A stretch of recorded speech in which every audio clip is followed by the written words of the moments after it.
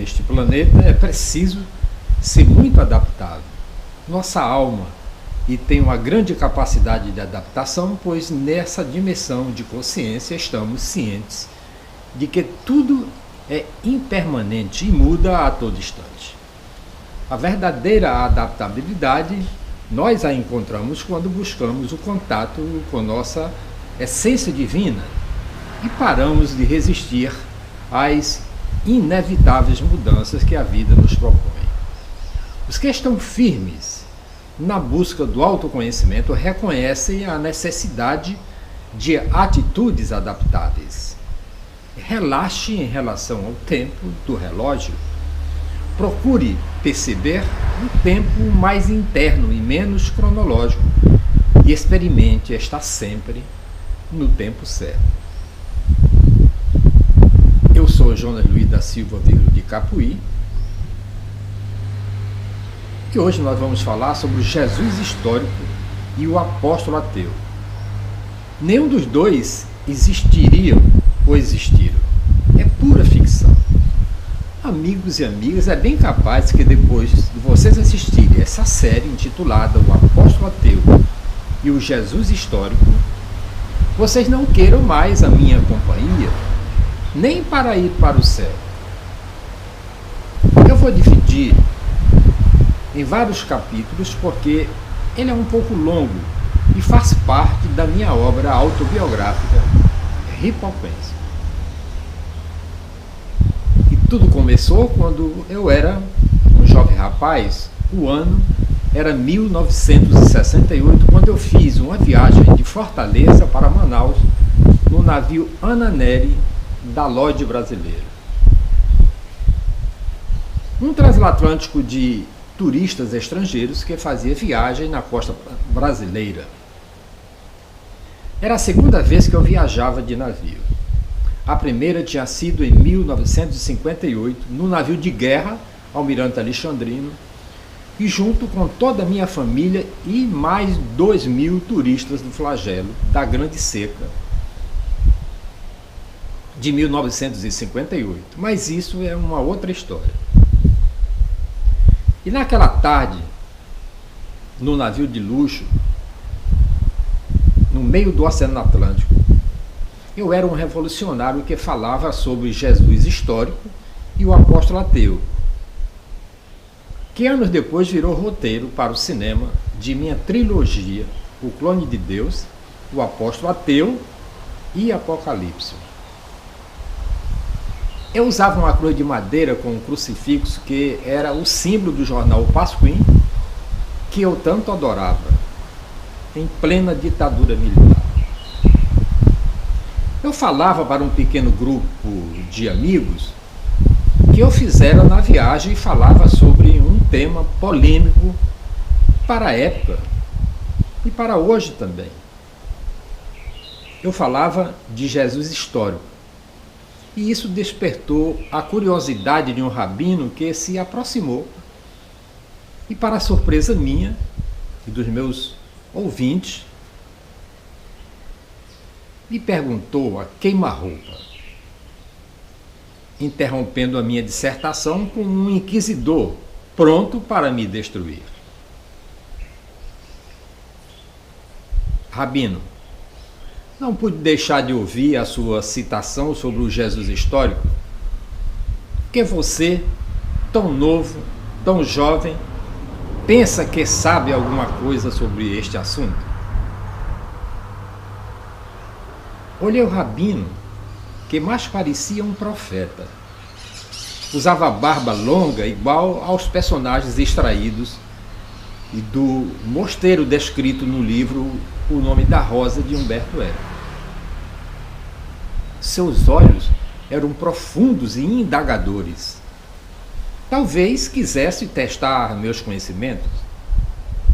Encarei o estranho, olhando fixamente dentro dos seus olhos, e falei com bastante convicção dos meus conhecimentos sobre o assunto. Eu disse: trata-se de um estudo profundo acerca das Origens do Cristianismo, que eu estudo desde os 13 anos de idade. Contesta a história ensinada em todas as escolas cristãs de que Jesus foi um rabi famoso do primeiro século, cujo nome hebreu foi Rabi Yoshua. Seu pai foi um carpinteiro chamado José. E o nome de sua mãe se chamava Maria.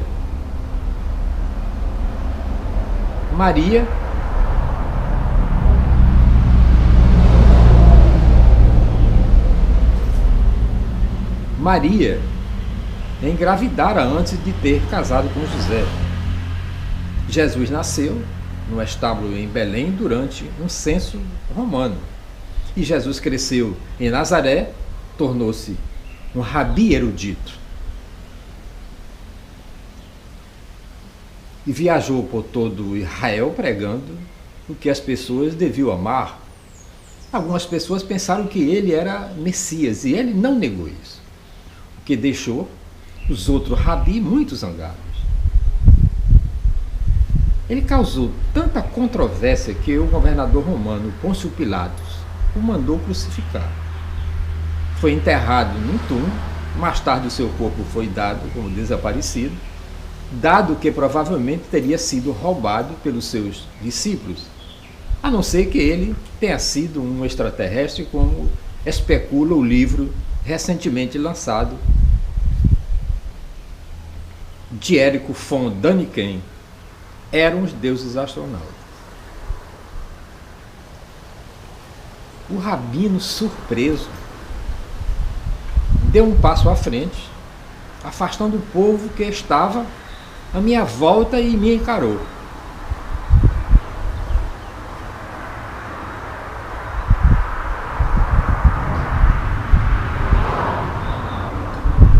O que existe de errado nessa história, do seu ponto de vista? Perguntou o rabino. Tudo está errado, respondi. Albertina Florentina da Silva, a minha mãe, ela afirmava ser verdadeira esta versão, até que comecei a interessar-me pelas origens do cristianismo. Decidi ler algo mais sobre o famoso Rabi Yoshua. Para minha grande decepção, descobri que não havia qualquer evidência histórica deste Rabi Yoshua. A reivindicação de que Jesus foi um rabi chamado Yoshua e de que o seu corpo tinha sido provavelmente roubado acabaram se tornando puras conjecturas.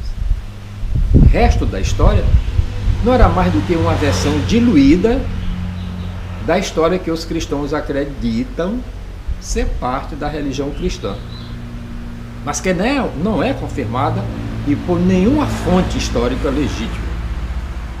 Não há absolutamente nenhuma evidência histórica de que Jesus, José ou Maria tenham existido.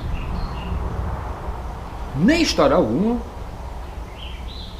menciona que José tenha sido carpinteiro ou que tenha nascido em Belém e vivido em Nazaré. O rabino deu mais um passo à frente e agora estava a 50 centímetros do meu rosto, com um olhar enfurecido.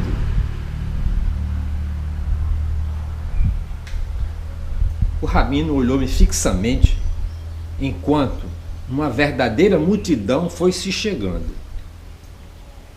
O navio Ananeri parecia estar parado no meio do oceano para me ouvir. Fez-se um silêncio mortal quando prossegui, falando baixinho, controlando a minha voz e depois falando alto, feito um louco. Só me lembrava de Moisés no deserto, doutrinando o seu povo. E eu disse: apesar da falta de evidências, muitos cristãos continuam dando como certo a história do Novo Testamento. Acreditam ser correta. Tentam refutar o cristianismo experimentando relacionar os vários milagres que ocorreram durante a vida de Jesus e após a sua morte. 2000 anos depois, numerosos livros tentam explicar a verdade sobre o cristianismo. Esta verdade, no entanto, é uma mentira e é, de fato, perigosa, pois encoraja a crença de um Novo Testamento absolutamente inverídico. O rabino, entre perplexo e indignado, tenta refutar os argumentos, contra-argumentando. A plateia parecia gostar. O rabino agora estava apenas a 30 centímetros do meu corpo magro contra o dele, gigante e gordo. Você está querendo dizer e que o Novo Testamento, a boa nova de que falavam os profetas do Antigo Testamento, não é verdade? De onde você tirou essa história? Indagou o rabino sobre o olhar atônito da multidão, virando a cabeça para me ouvir.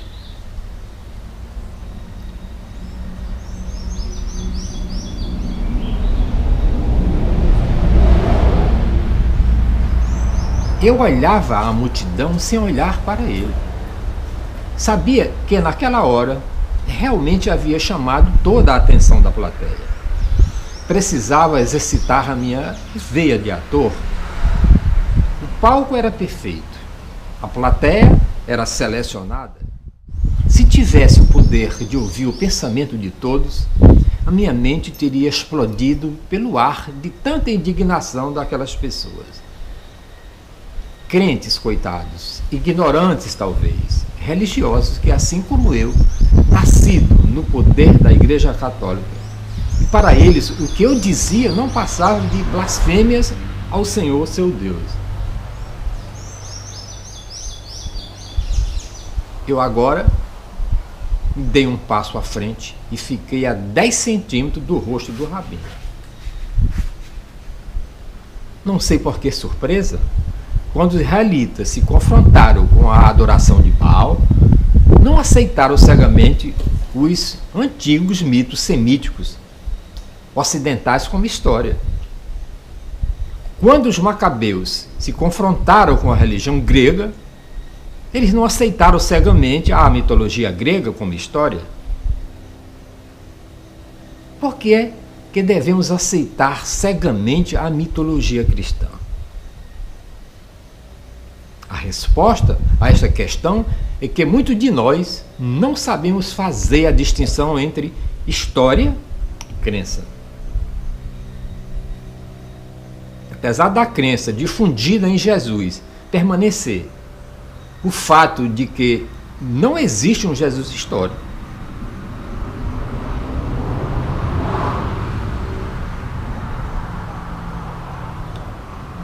para saber o que se quer dizer com Jesus histórico, considere o rei Midas da mitologia grega.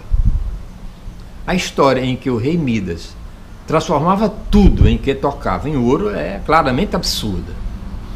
Mas apesar disso, sabemos que houve um verdadeiro rei Midas. Arqueólogos escavaram o seu túmulo e encontraram os seus restos esqueléticos. Os gregos, que contavam a história de Midas e o seu toque dourado, pretendiam claramente que o relacionamento de Midas fosse real. Por isso, apesar da história do toque dourado ser uma ficção, a história é acerca de alguém cuja existência é dada como de fato um Midas histórico. No caso de Jesus, no entanto, não há uma única pessoa cuja existência seja um fato e que seja também objeto da história de Jesus. Isto é, não há nenhum Jesus histórico.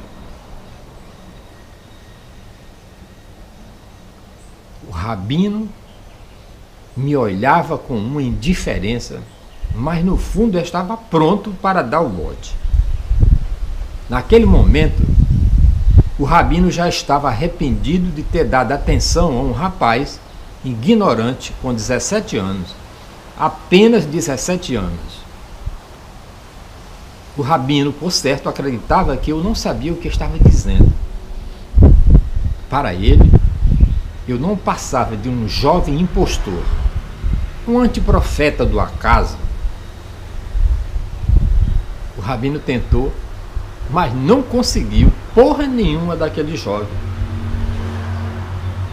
Negar a existência de Jesus é tão tolo, disse ele, como negar a existência de Júlio César ou da rainha Isabel. Negar a existência de Jesus é como negar o Holocausto, disse-me irritado o rabino.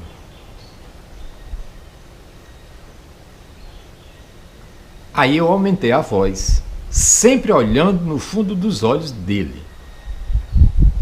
Tolo é você, um homem desse tamanho, falar tanta besteira.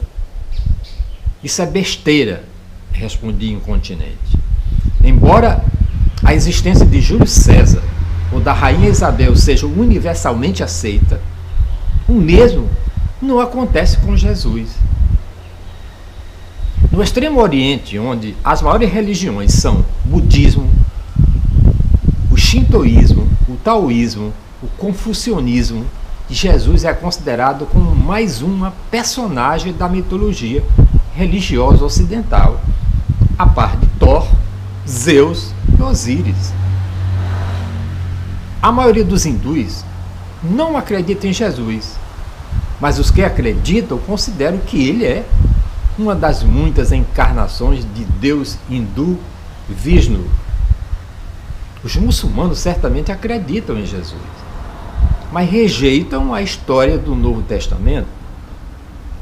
Consideram que ele foi um profeta que anunciou a vinda de Maomé. Eles negam explicitamente que ele tenha sido crucificado. Em suma, não há uma história de Jesus que seja uniformemente aceita pelo mundo inteiro. E este fato, que põe Jesus num nível diferente para personalidades históricas estabelecidas.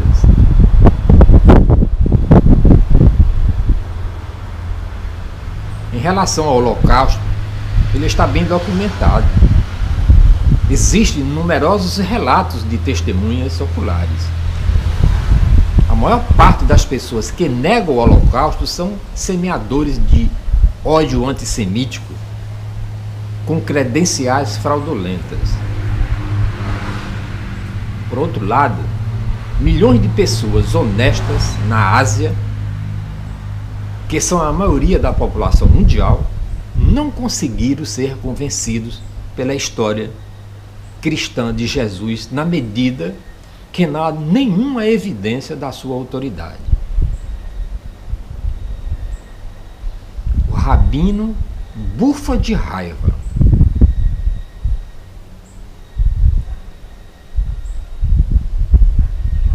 E fala, com os olhos vermelhos quase saltando.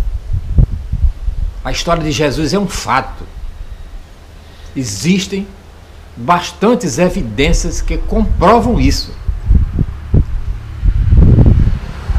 Eu interrompi. Eu gostaria então de ver essas evidências. Rabino aos gritos. Se Jesus não foi um personagem histórico, de onde veio toda a história do Novo Testamento? Indagou.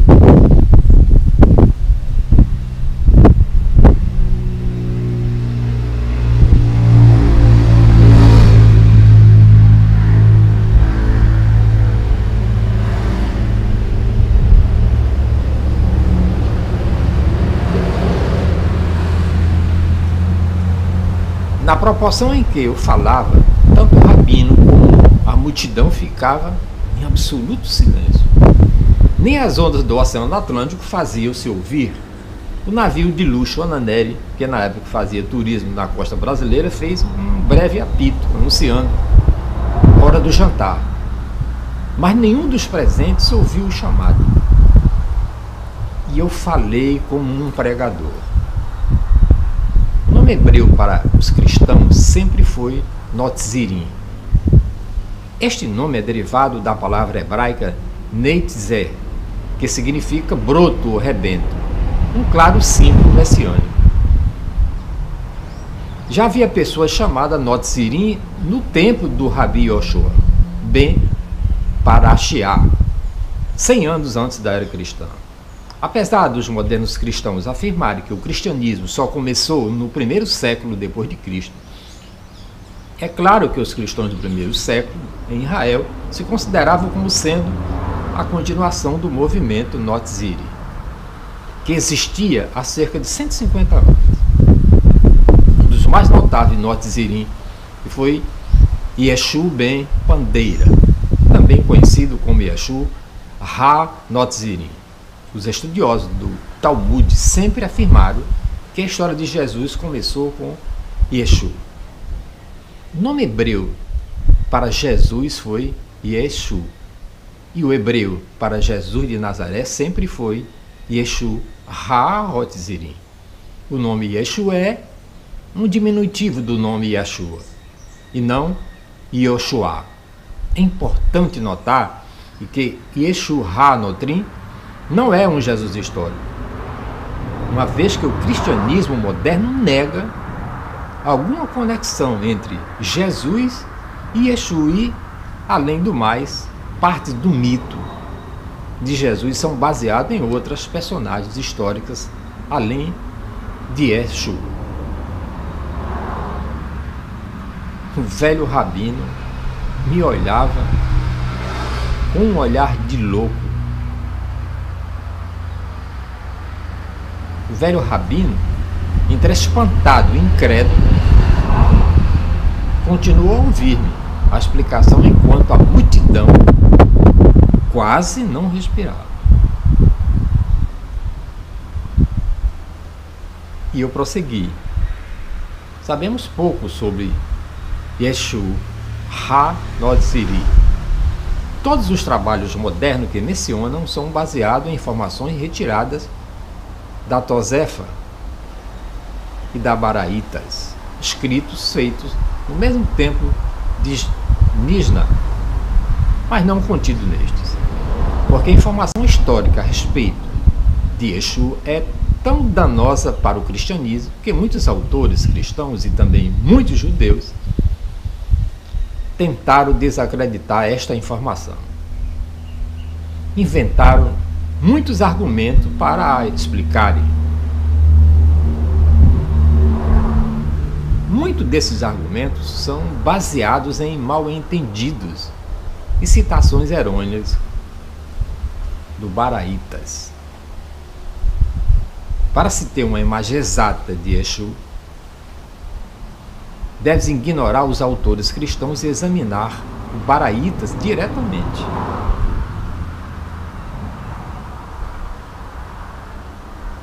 E eu disse mais. A informação contida no Baraítas é a seguinte: o Rabi Yeroshua ben Parashiah, num dado momento, repeliu Yeshua.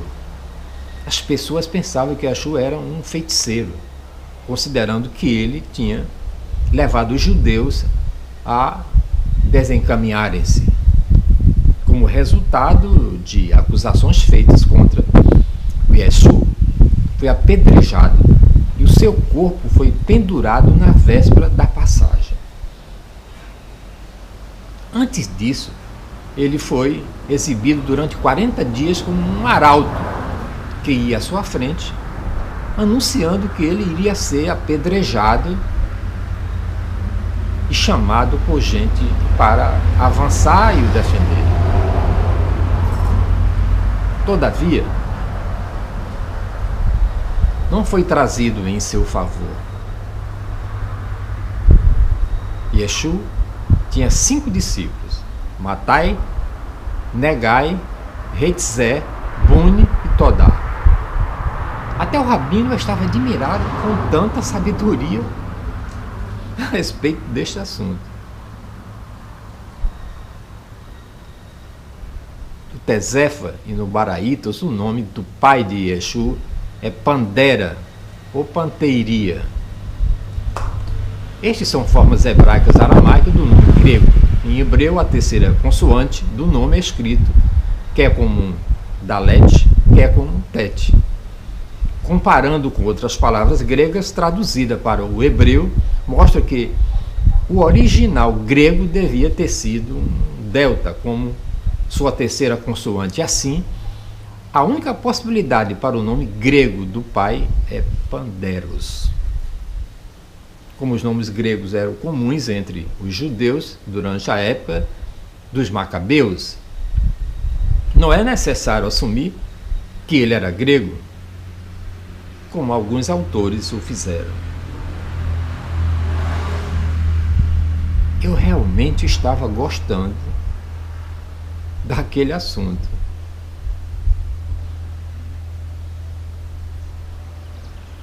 A relação entre Yeshua e Jesus é corroborada pelo fato de que Matai e Todá, os nomes dos dois discípulos de Yeshua, eram as formas originais hebraicas de Mateus e Tadeu,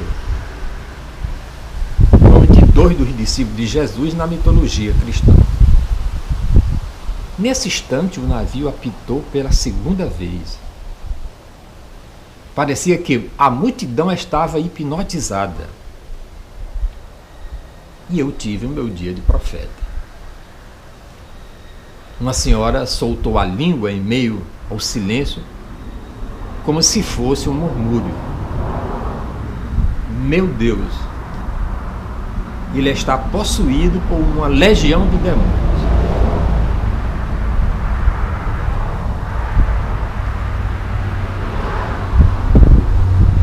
Nós vamos ficar por aqui. E se você quiser nos acompanhar até o final dessa história, amanhã nós vamos falar no capítulo 2. Você tem dois caminhos: acreditar na minha história, acreditar na minha história pessoal, ou acreditar que isso é apenas uma peça de ficção escrita por um maluco qualquer e que eu apenas acreditei nela. Você é quem sabe, mas essa história está publicada no meu livro autobiográfico Ripoquência.